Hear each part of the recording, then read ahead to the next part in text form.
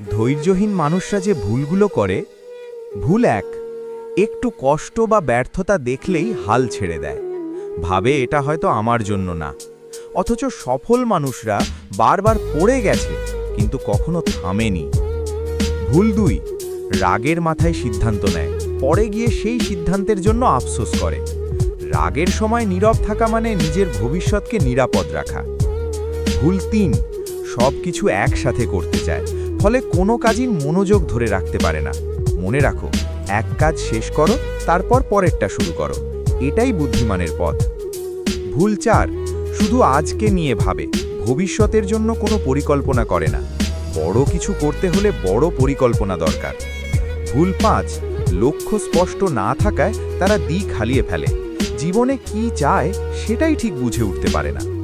আর হ্যাঁ, নাচ গান দেখার চেয়ে আমাকে সাবস্ক্রাইব করুন, সফলতা তোমারই আসবেই।